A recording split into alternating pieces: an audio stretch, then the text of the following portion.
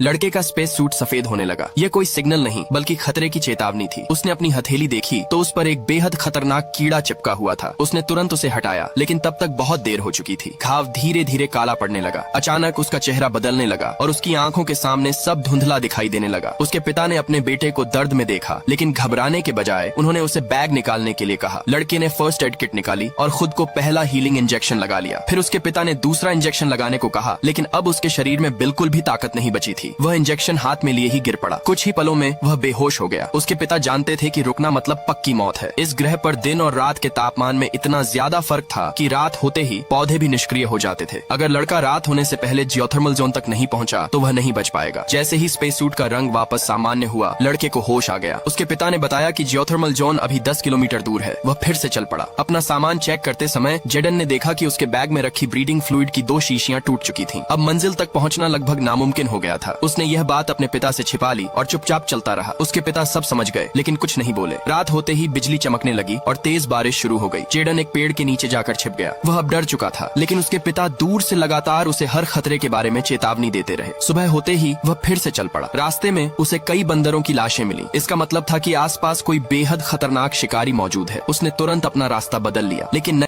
अगर आपको वीडियो अच्छा लगे तो वीडियो को लाइक करके शेयर कर दो भाई, और वीडियो कमेंट करो अगला पार्ट देखने के लिए। नया रास्ता एक गहरी खाई तक पहुंच गया। उसके पिता ने बताया कि उसके पास सिर्फ 1 दिन का ब्रीडिंग फ्लूइड बचा है। अगर वह खाई के चारों तरफ घूमकर जाता तो 3 दिन लगते, लेकिन झरने के बीच से छलांग लगाता तो सिर्फ 1 दिन लगता। मगर ये छलांग बेहद खतरनाक थी। उसके पिता ने उसे रोकने की कोशिश की, लेकिन उसने झरने में छलांग लगा दी। उसी समय एक विशालकाय चील उस पर झपट पड़ी। जेडन ने बचने की पूरी कोशिश की, लेकिन चील उसे उठाकर अपने घोंसले में ले गई। जब उसे होश आया तो उसने देखा कि कई शेर ऊपर चढ़ रहे थे। चील एक शेर से लड़ रही थी, जबकि बाकी शेर ऊपर तक पहुंच चुके थे। जेडन ने हिम्मत दिखाते हुए एक शेर को बेहोश कर दिया, लेकिन तब तक चील के बच्चे मारे जा चुके थे। दुख और गुस्से से भरी चील ने जोरदार चीख मारी। जेडन ने उसी मौके का फायदा उठाया और वहां से भाग निकला। उसने अपने पिता से संपर्क करने की कोशिश की, लेकिन कम्युनिकेटर टूट चुका था। अब उसे यह सफर अकेले ही पूरा करना था। रात होते ही ठंड और भी बढ़ गई। उसका स्पेस सूट फिर से सफेद हो गया। ठंड से उसका शरीर जवाब देने लगा और वह बेहोश होकर गिर पड़ा। तभी कोई उसे घसीट कर एक गड्ढे में ले गया। अगली सुबह जब उसकी आंख खुली तो उसने देखा कि उसी विशालकाय चील ने खुद की जान देकर जेडन को जमा देने वाली ठंड से बचाया था। अब उसके पास बहुत कम समय बचा था। जेडन ने मलबे में तलाश शुरू की। आखिरकार उसे ब्रीडिंग फ्लूइड और एक ट्रांसमीटर मिल गया, लेकिन ट्रांसमीटर खराब था। उसी समय स्ट्रैंगलर नाम का एक बेहद खतरनाक जीव अपने अंडे से बाहर निकल आया। जैसे ही वह बाहर आया, पूरा आसमान काला पड़ गया। यही इस बात का संकेत था कि वह पास ही मौजूद है। जेडन सिग्नल भेजने के लिए ऊपर चढ़ा, लेकिन स्ट्रैंगलर ने उस पर हमला कर दिया। ट्रांसमीटर उसके हाथ से गिर गया और जेडन चट्टानों पर जा गिरा। उसे लगा कि वह हार चुका है और अब वह अपने पिता को भी नहीं बचा पाएगा। लेकिन तभी उसका ट्रांसमीटर आखिरकार काम करने लगा और आखिर में रेस्क्यू टीम ने उसके पिता को बचा लिया।